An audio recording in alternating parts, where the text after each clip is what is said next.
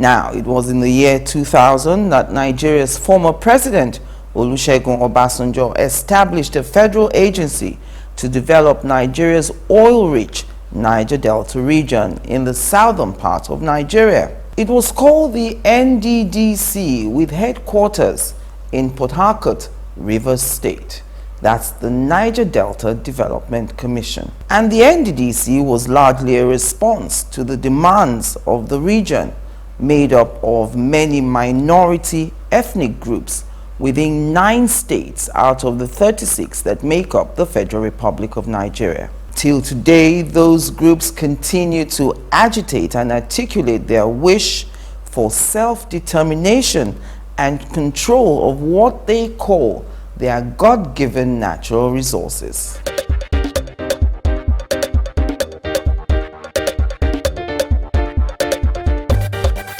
Well, hello and welcome.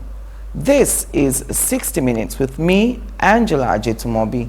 Thank you for joining me on the program today. And because successive federal governments have paid little attention to the environmental degradation, oil spillages and pollution, and ecological problems from the business of oil extraction and mining since oil was first discovered in Oloibiri here in Nigeria, the region remains largely underdeveloped in spite of many interventionist programs by Nigeria's federal government and the state governments, due to a confrontation between the communities and the state and oil companies, as the people tend to feel neglected and exploited.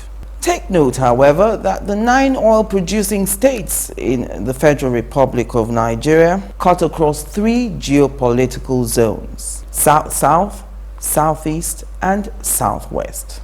The top 4, normally referred to as the Big Four, are Delta, Bayelsa, Rivers, and Akwa Ibom states, all 4 in the South-South geopolitical zone of the country. The other 5 states cut across 3 geopolitical zones: South-South, Southeast, and Southwest. These 5 are Ondo State, Edo State, Imo State, Abia, and Cross River State. Now, the truth is, the Big Four, as they're always referred to, have dominated the top executive positions in the NDDC.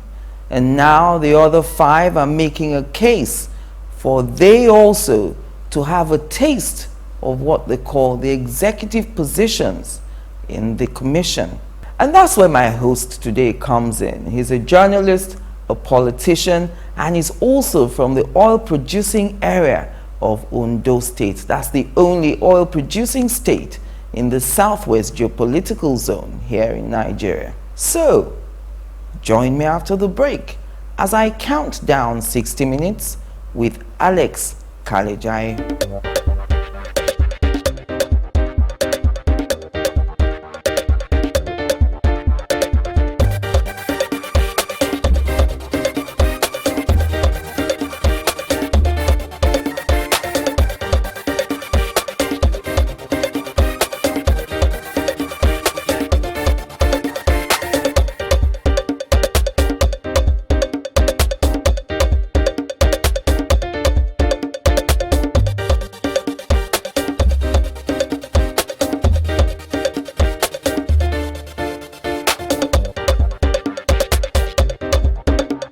Welcome back. Welcome, Mr. Kalejaiye. Thank you very much for coming all the way from Ondo State to come on the program. Thank you very much, Angie. It's a pleasure being here. But first, with reports making the rounds that Femi Gbajabiamila, the Honorable representing Surulere 1 federal constituency, threatened more violence if he wasn't made House Leader after losing out in the contest to be Speaker of Nigeria's House of Representatives. I spoke with him on phone. Thank you for joining us on the program, Representative Femi Gbajabiamila. Thank you for having me.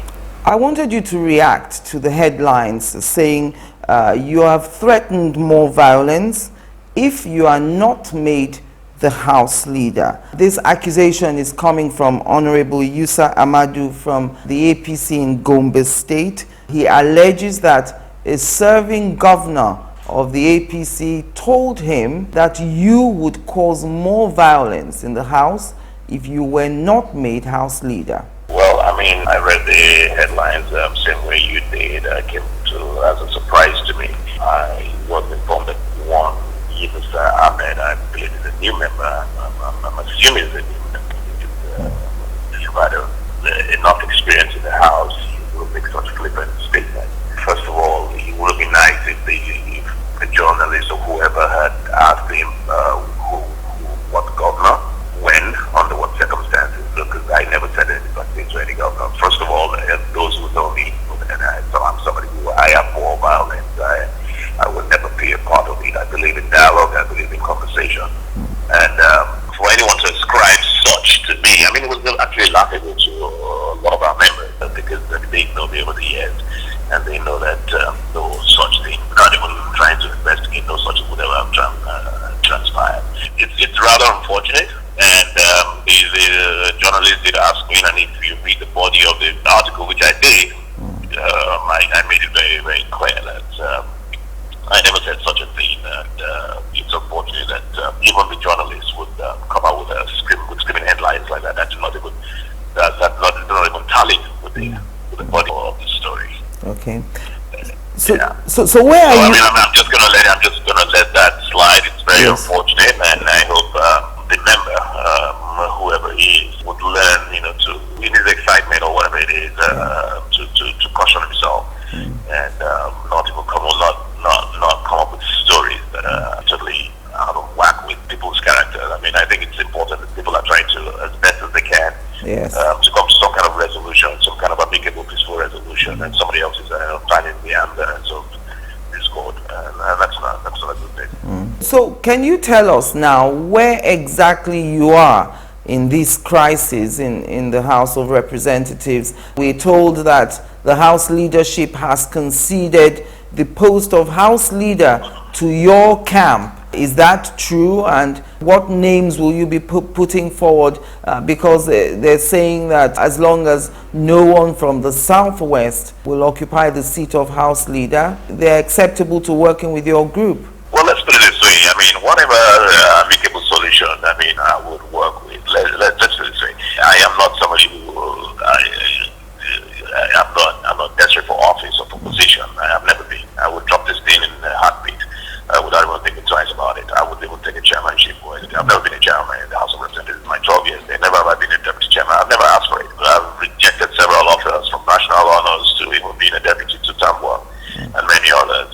So this is, to me, this is all, absolutely unnecessary. But on principle, and I've told my members this, but they on principle, they believe that not one person, not one speaker, and we agreed on that, a speaker does not determine the leadership of the party. Party caucus. Not one person or a group of minority, a few, which is what they represent in the APC caucus, will determine or will dictate who or what zone or whatever.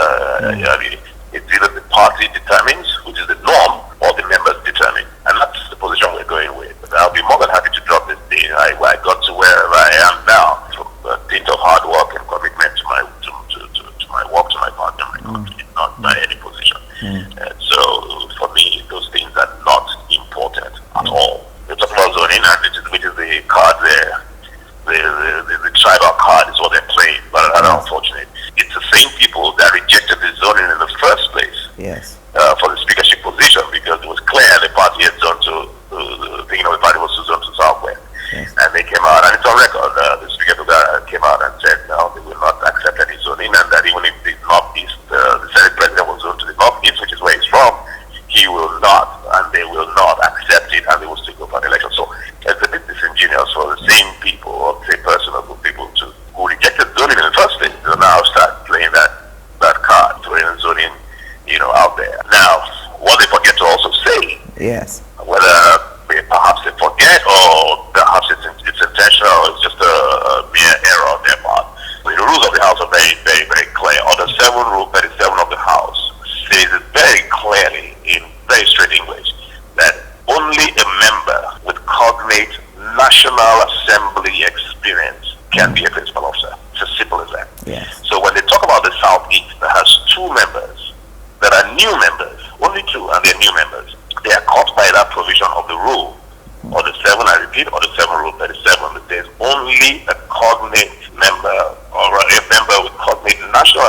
president, not even cognate House of Assembly. So you can't even say you were in the House prior and became National Assembly. It has to be a National Assembly expert. It can be a principal officer. And the reasons for this are very clear. So if we establish that, once that is established, even if you want to play the zoning, put forth the zoning argument, that leaves you 5 zones. Because South is by operation of law, which is the rules, has been knocked out. So that leaves you with 5 zones. So invariably, one zone is going to have 2 principal officers. So either they played that down intentionally, or they seem to have forgotten their rules. And what would you say to those who were unhappy with your decision not to take up the offer of a deputy speaker's seat from Speaker Dogara? Well, I think that was misunderstood by a lot of people. Dogara never made an offer for deputy speaker. That issue was tabled by members of the House, on both sides actually, to be fairness, that felt that, this is the way it should go. Dogara never made that offer. Dogara was not interested in that offer. And because of that that negative attitude at the day, I was not interested or encouraged. It wasn't like Dogara made the way it says it made it sound like Dogara made an offer and I rejected it. It wasn't like that. If he had made the offer, would you have considered it? Well, I mean, it's going to be very,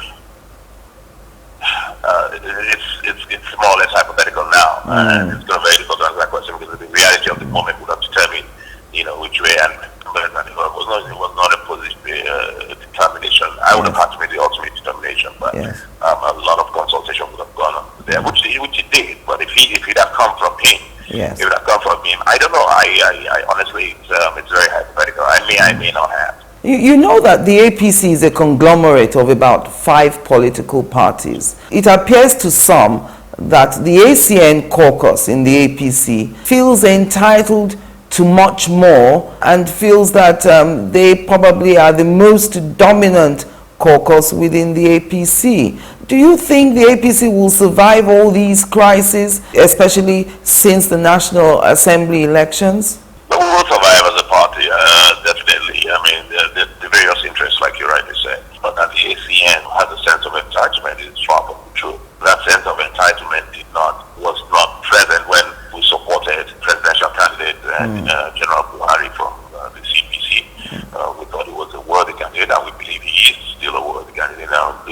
For all intents and purposes, we didn't think he was from CPC, not from ACN. That wasn't there at all at the time. So for me, anybody who says that ACN has a sense of entitlement actually misses the point. What ACN, and I believe what APC, not just ACN, is about justice and fairness. And that's all that has happened. Many have criticized the mock elections we had. It wasn't about ACN feeling. If ACN felt an entitlement, ACN would have stuck it. So look, this thing was going to be zoned to the southwest, and the party would have stuck to its guns. But because for fairness and for justice, they decided, okay, let members go and elect whoever they wanted. And that was the end of zoning, and that was the end of whether you're ACN or you're whatever. And the members did what they needed to do. They didn't take the consideration, is this person from ACN, or is this person from CPC, or is this person from ANPP or New PDP? So we will survive. These are teething problems. We've got to work on that survival. We've got to work on it. Thank you very much, Representative Gbajabiamila, Amila, for joining me on the program. Thank you very much. It is difficult to respond to that question. Angela, that's a great question. Great question, Angela. Angela, that is a very great question. That's a great question. Okay, that's a great question. Yeah, very good question. That's a good question. This is an interesting question you put. 60 Minutes with Angela. Again, answers to every question you always wanted to ask. Who knows Abi better thing? Abi who no like better thing? All these fine things where they see so. Now money government they take do am now. Abi, I say, it's like, excuse me, I dey pay my tax. I dey do it, I dey pay my tax. Say you don't pay your own tax. Have you pay your tax? Pay your tax. It's your civic responsibility. It's your duty. It's the law.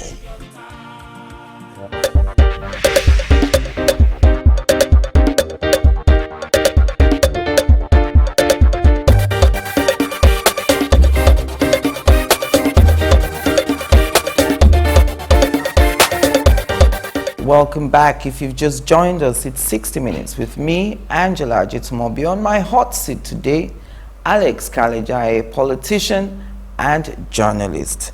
And the reason I wanted you on the program was because I know that, being a politician from Ondo State and from the oil-producing area of Ondo State, you probably will be able to tell us more why you think Ondo State should participate in the executive positions in the NDDC.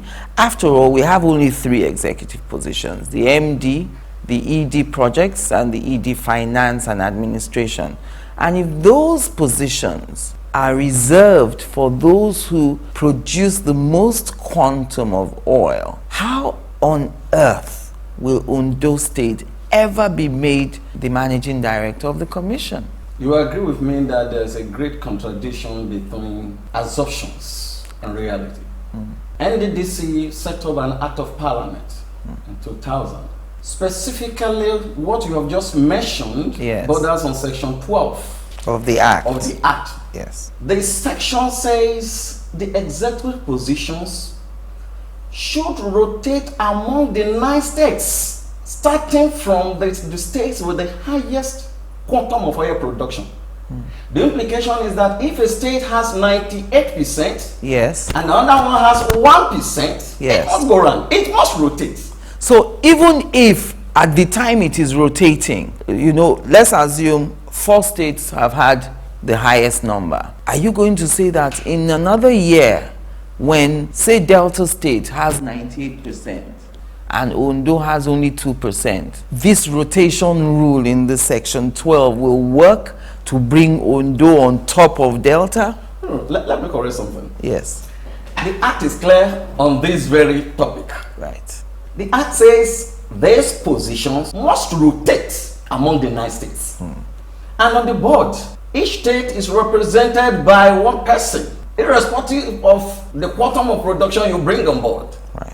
So Rivers State has a representative there, the same for Cross River State. Yes. So if the act says these 3 executive positions must rotate among the 9 states, irrespective of the quantum of oil production, but must start with the state that has the highest. Now, this informed what happened at the inception in 2000 when the first board was constituted, because it was believed that Delta State has the highest quantum of oil production.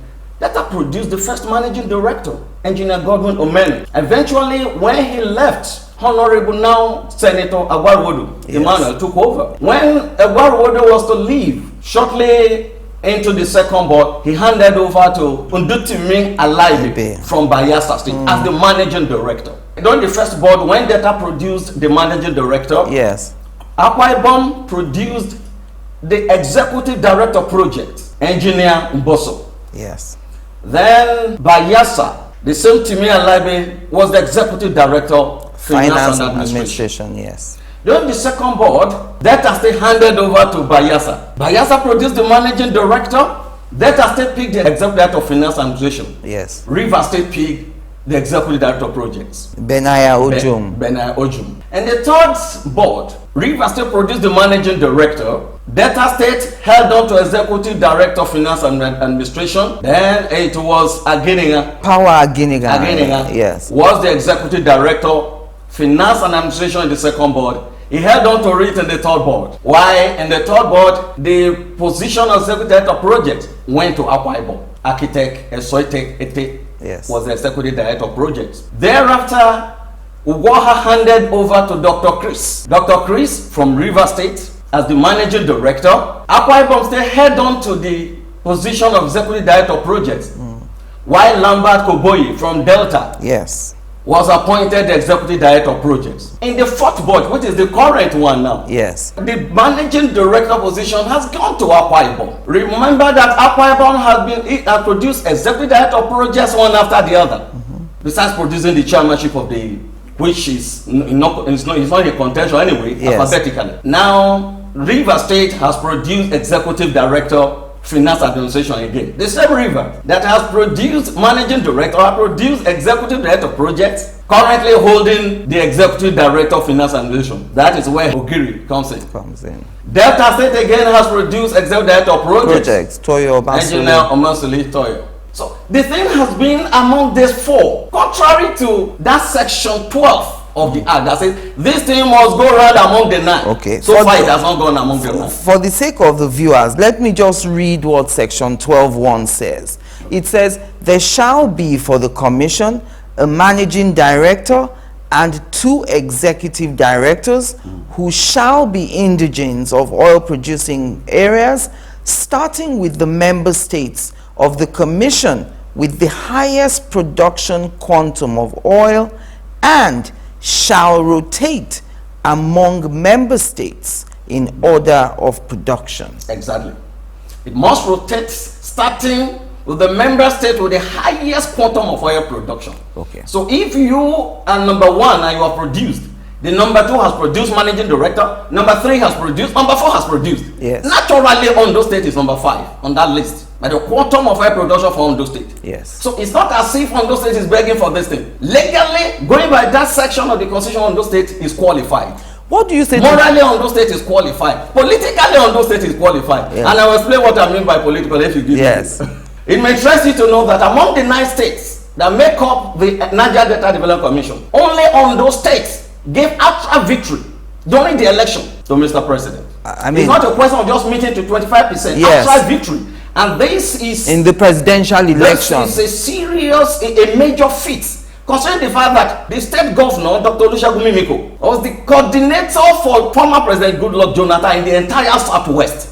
It behoves him to first and foremost deliver his own state. Yes. But the APC, encouraged by our national leaders, particularly from the Southwest, yes, gave us the necessary encouragement. We went the extra mile to make sure we defeated PDP in that state and handed over outright victory. Politically, we deserve it. I'm looking at it because some people are interpreting that section to mean member states of the commission with the highest production quantum of oil. Some people read another meaning into it. In other words, as long as some states continue to produce the most quantum of oil, they will always be in the running for the top executive positions, in spite of 9 states being on that board. The section, yes, talks about rotation. The position you just presented, I don't know where it's coming from. I want to believe anybody that holds that position has read the act that set up NDDC upside down. You recall when this thing first came out that all those states should produce. Yes. Even the Akwa Ibom, there was a reaction from Akwa Ibom. The people there didn't say on those states is not entitled. They only made appeal to on those states. What was the appeal? To give them some time to complete their tenure. That's what they said. Because they know anybody who is sufficiently knowledgeable about the act, yes, we know that this thing must go round. But what they were saying initially was that they wanted the big 4 to test this thing round. And they've all done it. All of them have produced MD one after the other. So naturally on those states, you see, we rightly said the big 4. Yes. Now that the big 4 have tested this thing round, we are now talking of the smaller 5. And Ondo is number 1. The smaller 5, Ondo State is a big leader. And they all see to this that Ondo State is a big leader. And this thing must come to Ondo State. It's not in contention in the Niger Delta. I want to tell you what is going on in Niger Delta is that our brothers down there, they have realized that the time has come that understanding is what matters now. We're not venomous prejudice against the only Yoruba state on that commission. You talked earlier about how, you know, the chairmanship is not in contention because Section 4 makes it clear that the post of the chairman must rotate alphabetically.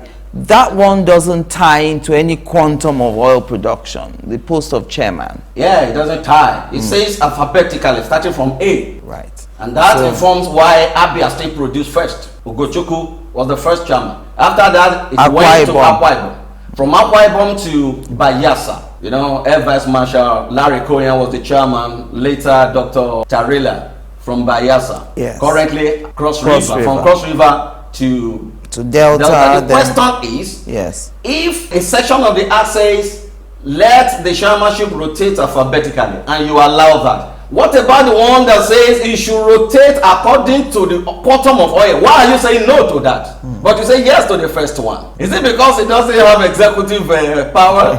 I don't know. Maybe because there's no executive power tied to it. Because everybody agree, okay, alphabetically, let it go. Yes. This one will say according to quantum of oil production, starting with the state with the highest quantum. And if the highest has peaked, the second has peaked, the third has peaked, the fourth has peaked, naturally it should go to the fifth. You know, when we look at the table of the amount of oil everyone produces, Ondo is number 5. It's number 5 on the chart. Yeah. And you are from the oil producing area. Yeah. What does it bring for Ondo State if they get the MD's post? That is a serious question. Because, you know, the agitation is beginning to really pick up that Ondo must get this thing. But what are the benefits? Because some people will tell you that a lot of these interventionist programs haven't really achieved what they were set out to achieve. One, it is a right.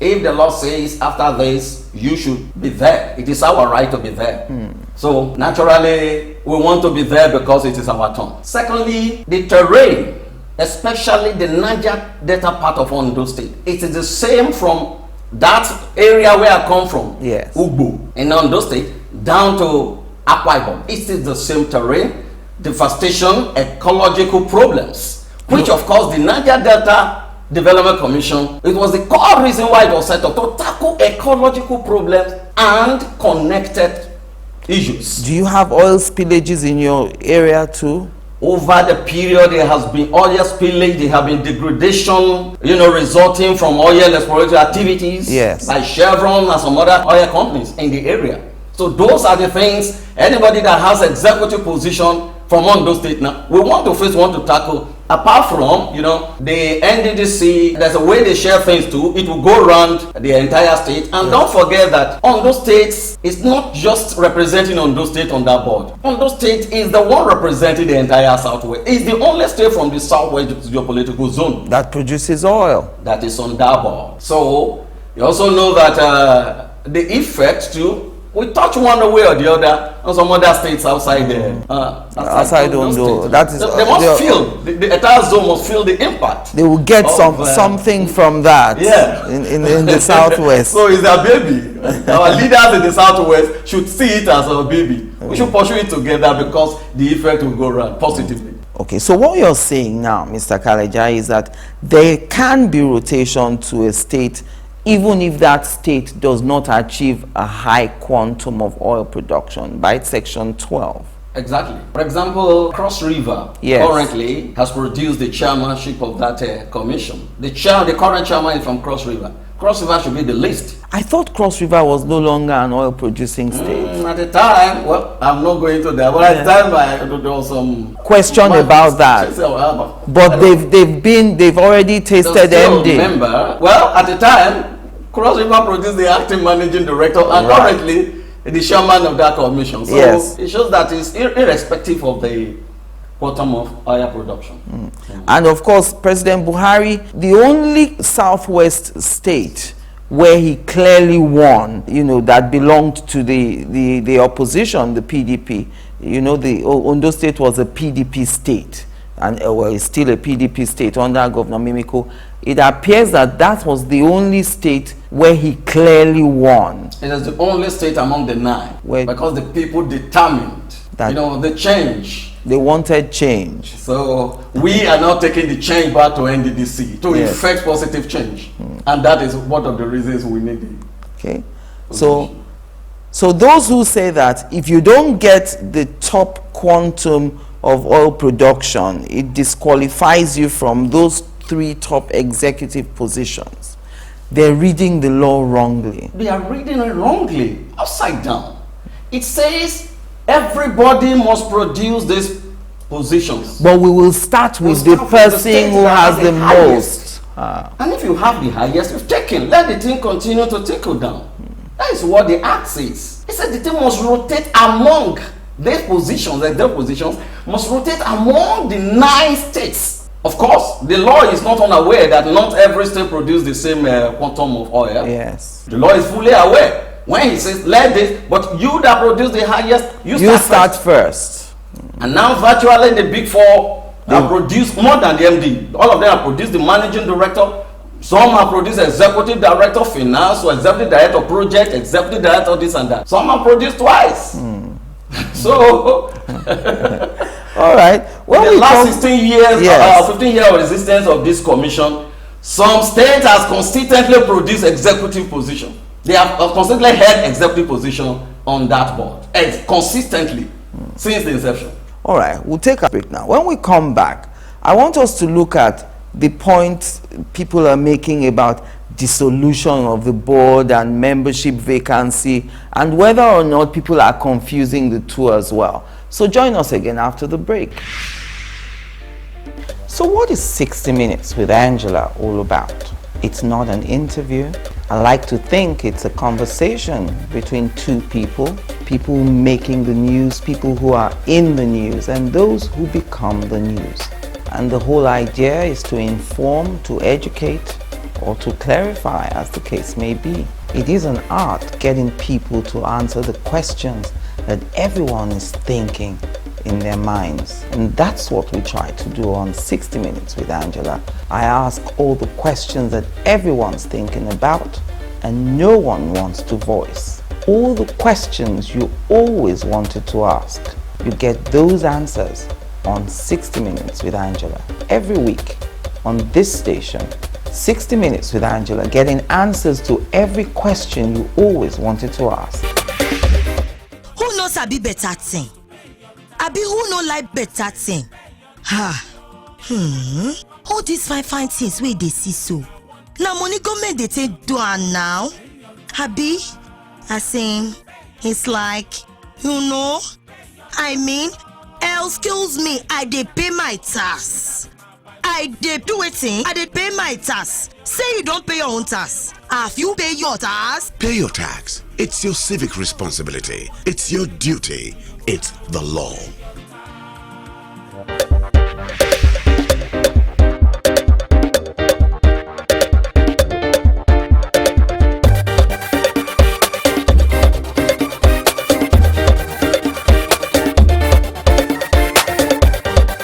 Welcome back. My concluding moments now with Alex Kalejaiye, politician and journalist from Ondo State. Let's look at section 5, subsection 3. There is also a debate on the succession when a board vacancy occurs. The section says where a vacancy occurs in the membership of the board, it shall be filled by the appointment of a successor to hold office for the remainder of the term of office of his predecessor. So, however, that the successor shall represent the same interests. So the question therefore would be, why would a membership vacancy arise if the tenure is definite on the board? Naturally, so many things could happen. By reason of death, for example, okay, the vacancy could occur. Resignation, somebody might want to go and contest election somewhere. Oh, I'm resigning. A vacancy created by, there are some other natural reasons that could make somebody incapable to discharge his duties on the board. And if it happens, the person is replaced. Right. Specifically by somebody from his state. And that is why the act says interest, the same interest. So let's use you as an example now. If you were on the board and you resigned to go and contest, the person that would replace you, would the person have to be from your neck of the woods, that is from your town or your village especially, or would it be just anybody from anywhere in Ondo State, not necessarily from your constituency? Using me as an example, I don't know, because in Ondo State it's a peculiar one. There are some states where you have more than one local government producing oil. Right. Like in Delta, so many local government. Yes. But in Ondo State, it is not like that. Only one produces. But what the act says, the person that is coming to represent me doesn't necessarily have to be from Kalejaiye family. Right. But he must come from oil producing community. That explains why you can't just go and pick anybody from anywhere. Right. The act is very clear on this, that this person you are bringing to represent Alex Kalejaiye must come from the oil producing community. Once this is satisfied, that's it. we start selling. Okay. So what is the confusion? Why do people say you can use this system of replacing to replace the members on the board if the board is dissolved? Why can't we just replace them like this if we're talking about the dissolution of a board? There are two arguments there, 2 in 1. Some people have come up with this argument, very plural argument, what I call monstrous havoc on the true position of things, that NDDC board cannot be dissolved. Is a section 153 of the Constitution as amended. Yes. It's clear on this. It listed about 14 agencies, bodies that enjoy constitutional provision. NDD is not one of them. Okay. These are bodies like INEC. Like INEC, like National Population Commission, like Yes. National Judicial Commission. Right. You don't dissolve these ones. They have expiration date. Yes. If once they are there, they must complete. But bodies like MPA, like NDDC, they could be dissolved by the president, especially when there's a new government. And once it happens, what is expected naturally is a clean state. You start afresh. For example, APC has 4 years now. They've been given power for the first 4 years. Yes. Renewable. If we are suggesting that somebody from Akwa Ibom should continue and all that, it means the president will go through the problem of selecting men with proven integrity to be there. But through the problem, you go to the Senate will confirm the board inaugurated. Yes. After 2 years, we dissolve again.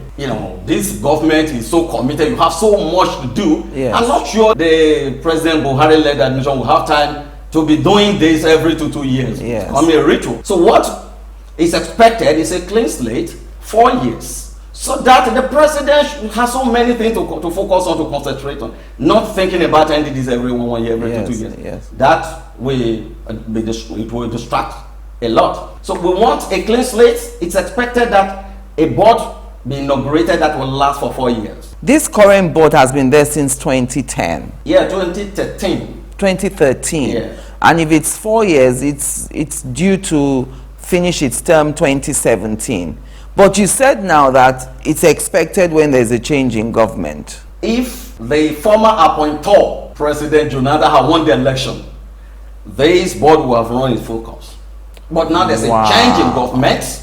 But that's without prejudice to this present president's decision. If he decides to stick with the board, he can. Yeah, at the discretion. That is what I've said. That is at the discretion of Mr. President.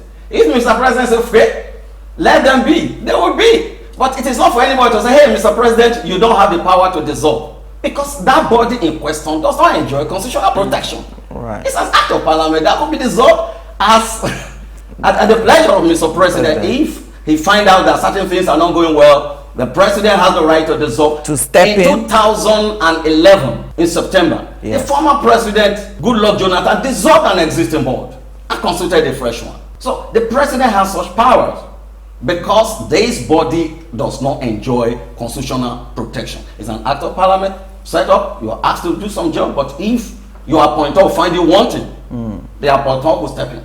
So what will be the normal procedure if a board is dissolved? Are we going to appoint people piecemeal, or will there just be a new board? And that is what we're saying. Once the board is dissolved, the states, you also know that this executive position we're talking about does not stop a state from producing representative on that commission. So apart from the MD and the 2 EDs, the state suggests to Mr. President be representative of these various states. Yes. Mr. President also appoint who should hold these executive positions. The people holding these executive positions, they are not representing their states per se. They are, in quote, the eye of Mr. President. Your representative is there. This executive position we're talking about does not, for example, if the board is dissolved, yes, and on those states is allowed to produce managing director, that does not stop Akwa Ibom from producing a representative. That does not stop Rivers from producing a representative. So wait, those representatives, they represent their states. The executive positions, the managing director, the executive finance and administration, executive director projects, they are the eye of Mr. President. Not really for their states. You have to explain this to us. So on the board, there are those 3 top executive positions, MD, EDP, and EDFA. Those are the, those are the eye of the Mr. President. The commissioners, there are 9 in total. Will there be 9 or will there be 6? There are 9 commissioners representing each of the 9 states of Abia, Akwa Ibom, Bayelsa, Cross River, yes, Delta, Imo, yes, Ondo, where I come from, yes, and Edo and Rivers. Now, apart from these 9, there's also a representative of each of the geopolitical zones that are not represented on that board. And the implication is that somebody will represent North Central on that board. Somebody will represent Northeast on that board. Somebody will represent Northwest. Apart from this, somebody will represent the Federal Ministry of Environment, because it's basically tackling ecological matters. And somebody will also represent the Federal Ministry of Finance. Wow, that's the full board. Have you heard people argue that why is the Northwest on this board when it's an oil producing thing and they don't have oil there? Have you heard that argument before? Well, I've not, but if anybody should argue, yes, the person should refer to what the act says. It is act that stipulates it. Let somebody represent those zones that are not represented on that. Yeah, so that's a great clarification. So those 3 zones, the northern zones will have representatives, the Environment Ministry will have a rep, the Finance Ministry will have a rep. The 9 we have. So this executive, the positions we're talking about has nothing to do with the states. With the state reps. The state reps will still be there. If you dissolve this board today and you constitute another one tomorrow, the 9 will still be there. Another set of 9 reps will be there. But those people, those holding executive positions, they are, in quote, representatives of Mr. President. Okay, so if a board is dissolved, those 9 representatives, the commissioners, and the representative from the Environment Ministry, from the Finance Ministry, and those zones, do they all go as well with the dissolving of the board, or is only those 3 top positions that go? If the board is dissolved, they're all members of the board. All of them go. All of them. All the members of the board will go. Then we'll bring in fresh members. For another 4 years. For another 4 years. And that is what I mean when I said, Mr. President will not have the leisure of, let's dissolve it now, we'll set it off for another 1 year or 2 years, we dissolve again, we'll start all over. Yes. So this is the best time now. If the board is going to be dissolved and new people will be appointed, this is actually the best time, so that they have a full 4 years, with the president to work and achieve in that area. Implement the programs of the ruling party. Of the ruling party. Do you think that these interventionist programs such as this have really fulfilled the purpose for which they were set up? That is debatable. Very debatable. Because some people will tell you, oh, in my state, we have a lot of projects executed by the Niger Delta Development Commission. Yes. Some people will say, well, nothing to show for it in my own state. But it's debatable. I've not taken the pain to go around and do the assessment. Yes. So okay. So in your opinion, the solution of a board means the end of life of that board. You can't extend it by doctrine of necessity. You know, there's no way around that. Once a board is dissolved, to your terms, O Israel, everybody goes. And Mr. President compiled a list of fresh people that constitute members of that board, sent to the National Assembly. Yes. They are screened.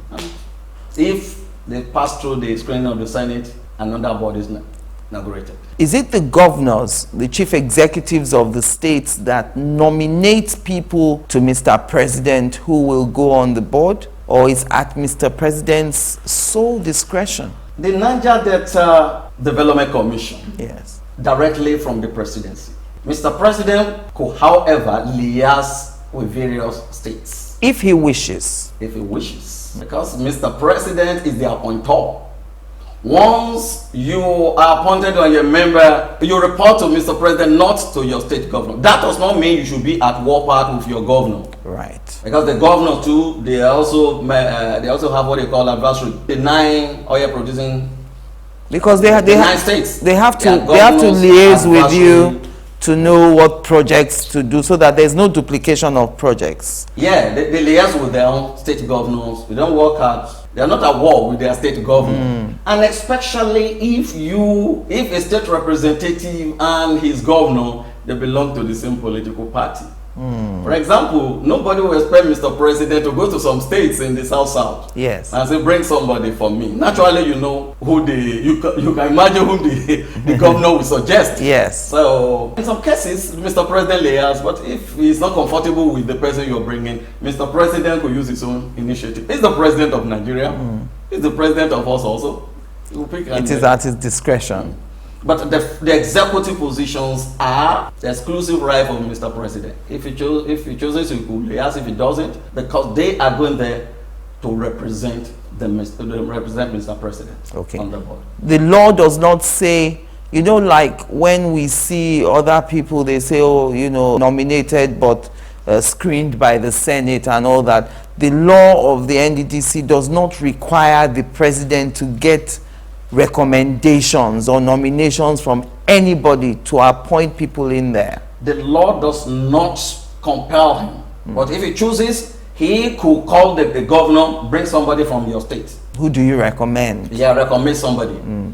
You now recommend, the governors can recommend, the president nominates. He nominates and send the list to the National Senate. Assembly. Okay, so the people appointed to the board will still go through approval by the Senate, including the Northwest reps and North Central and everybody.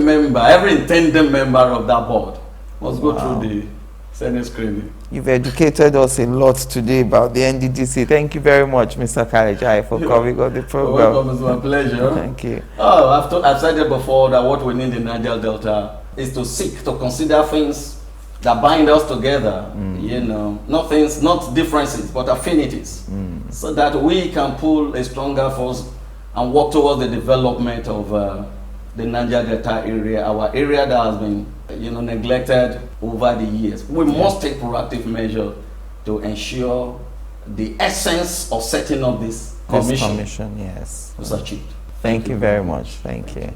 And that's it for this week. I'm Angela Ajitumobi. Thank you for watching.